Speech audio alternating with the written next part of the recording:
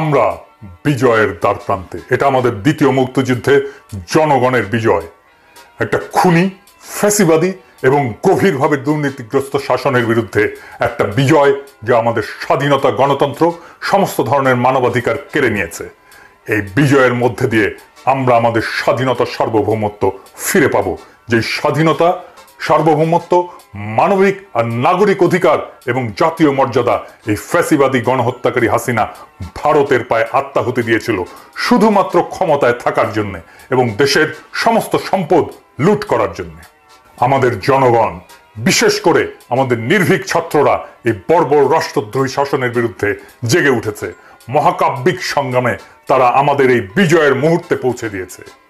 আগামী কয়েক ঘন্টা এবং আগামী কয়েকদিন জনগণ এবং একটা দেশ হিসেবে, একটা জাতি হিসেবে আমাদের ভবিষ্যতের জন্য খুবই গুরুত্বপূর্ণ। সশস্ত্র বাহিনীকে এখন ফ্যাসিবাদ থেকে স্বাধীনতায় উত্তরণকে ত্বরান্বিত করার জন্য তাদের উপরে অর্পিত পবিত্র দায়িত্ব পালনের জন্য আমি আহ্বান জানাচ্ছি, যেন তারা তাদের উপরে অর্পিত মহান দায়িত্ব পালনের মাধ্যমে আমাদের স্বাধীনতা, সার্বভৌমত্ব, জাতীয় মর্যাদা রক্ষার ক্ষেত্রে ভূমিকা রাখতে পারে। এই দায়িত্ব পালনের জন্যই আমাদের সশস্ত্র বাহিনী রয়েছে। সেনাপ্রধান হিসেবে জেনারেল ওয়াকার শান্তিপূর্ণভাবে ক্ষমতা হস্তান্তরের প্রক্রিয়াকে ত্বরান্বিত করার ক্ষমতার একেবারে কেন্দ্রে আপনি আছেন। প্রত্যেক মুহূর্ত খুবই গুরুত্বপূর্ণ এবং ঘড়ির কাঁটা টিক টিক করে অগ্রসর হচ্ছে। আপনাকে দ্রুত সিদ্ধান্ত নিতে হবে এবং কাজ করতে হবে। আমি আপনাকে সেনাবাহিনীর এক উত্তাল সময় থেকে শিক্ষা নেওয়ার আহ্বান জানাই। 1975-এ জেনারেল খালেদ মোশাররফ কার্যকরভাবে চেইন অফ কমান্ডের দায়িত্ব নিয়েছিলেন, কিন্তু কি করতে হবে সেটা নিয়ে তিনি দ্বিধান্বিত ছিলেন।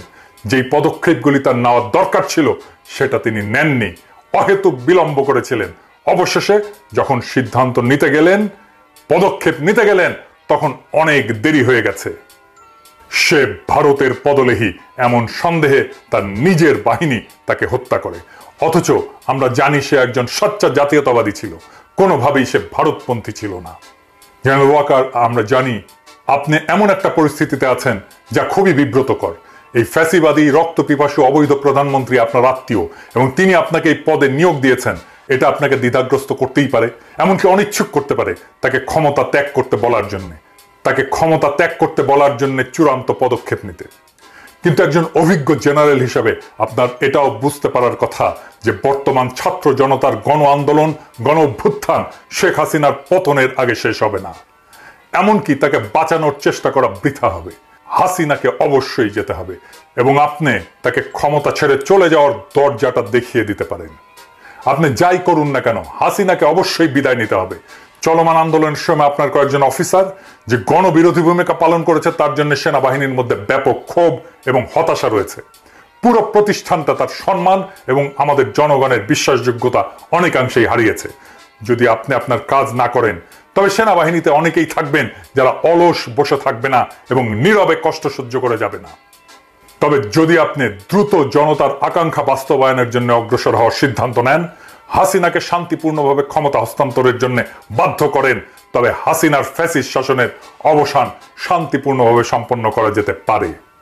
যে কোনো বিলম্ব আরো ব্যাপক রক্তক্ষয় এবং আমাদের অর্থনীতি এবং সমাজের আরো ক্ষতি করবে এবং একটা অব্যাহত অনিশ্চয়তা আমাদের শত্রুদেরকে ঘোলা পানিতে মাছ শিকারের সুযোগ করে দেবে।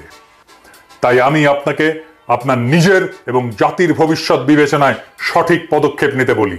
মেহেরবানি করে আপনার বাহিনী নিয়ে এগিয়ে যান এবং তাকে ক্ষমতা থেকে সরিয়ে জনতার হাতে ক্ষমতা হস্তান্তরের ব্যবস্থা করেন। জনগণের এই বিপ্লবী জাগরণের সময় আপনার ঐতিহাসিক ভূমিকা পালন করেন। আমাদের জনগণ সম্পূর্ণভাবে আপনাদের সাথে থাকবে। হাসিনার শাসন কার্যত মৃত।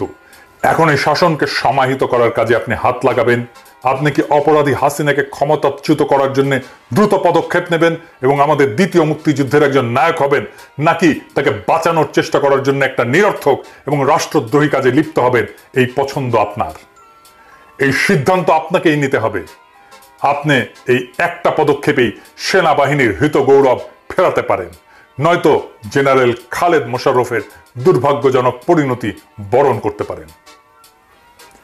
আমরা আশা করব আপনি ঐতিহাসিক মুহূর্তে জনতার পক্ষে দাঁড়িয়ে সেনাবাহিনী নামের এই ইনস্টিটিউটকে রক্ষা করবেন। সৃষ্টিকর্তা আপনাকে সঠিক সিদ্ধান্ত নেওয়ার তৌফিক দেন। ইনকিলাব জিন্দাবাদ। আন্দোলনরত ছাত্ররা বাংলাদেশে সর্বাত্মক অবরোধের আহ্বান জানিয়েছে। আমরা দেশের জনগণ এই সর্বাত্মক অবরোধের সাথে আছি। আমরা এই সর্বাত্মক অবরোধের সাথে সংহতি জানাচ্ছি। আমরা প্রবাসীরা এবং দেশের সকল নাগরিক এই সর্বাত্মক অবরোধে অংশ নেব। আগামীকাল থেকে বাংলাদেশের রাজপথ থাকবে আন্দোলনকারীদের দখলে। বাংলাদেশের সকল জনগণকে আমি আহ্বান জানাচ্ছি আগামীকাল রাস্তায় নেমে আসতে, আন্দোলনকারীদের সাথে সংহতি জানিয়ে বাংলাদেশের রাজপথের দখল নিতে। আমরা দেখতে চাই হাসিনা শক্তিশালী না বাংলাদেশের জনগণ শক্তিশালী। আমরা দেখতে চাই হাসিনার পুলিশ শক্তিশালী না বাংলাদেশের জনগণের সম্মিলিত শক্তিশালী। আমরা দেখতে চাই বাংলাদেশের মালিক আসলে কারা। বাংলাদেশের মালিক হিসেবে বাংলাদেশের জনগণ আগামীকাল রাজপথের দখল নেবে, বাংলাদেশের দখল নেবে। আমি পুলিশ, বিজেপি, আর্মি, র্যাব সবাইকে সাবধান করে দিয়ে বলতে চাই, আপনারা ব্যারাকে থাকেন, ব্যারাক থেকে বের হবেন না। আপনাদের মালিক হাসিনা নয়, আপনাদের মালিক বাংলাদেশের জনগণ। বাংলাদেশের জনগণ আপনাদেরকে আদেশ দিচ্ছে আপনারা ব্যারাকে থাকুন, ব্যারাকের বাইরে বের হবেন না। আপনাদের হাতে যে বন্দুক আছে ওই বন্দুকের মালিক বাংলাদেশের জনগণ। আপনারা যে গুলি ছোড়েন সেই গুলির মালিক বাংলাদেশের জনগণ।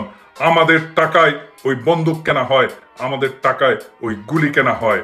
আপনারা ব্যারাক থেকে বের হবেন না, এর পরিণতি ভালো হবে না।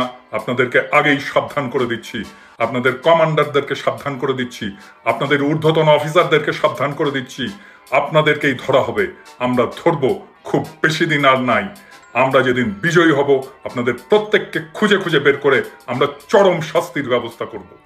আগামীকাল বাংলাদেশের সকল শ্রমিক, কৃষক, জনগণ, মধ্যবিত্ত, ছাত্র, শিক্ষক, কর্মচারী সবাই রাস্তায় নেমে আসবেন, আন্দোলনরত ছাত্রদের সাথে থাকবেন এবং তাদেরকে সাহস যোগাবেন এবং রাজপথের দখল নেবেন। আমরা এর পরবর্তী কর্মসূচি ছাত্ররা যেভাবে করতে বলবে আমরা সেটারই অনুগামী হব, আমরা সেভাবেই সেটাকে অনুসরণ করব। সবাই ভালো থাকবেন, আপনাদেরকে বিজয়ী হওয়ার তৌফিক যেন খোদা তাআলা দেন এবং সবাইকে নিরাপদে থাকার যেন তৌফিক দেন। ভালো থাকবেন, দেখা হবে বিজয়ে।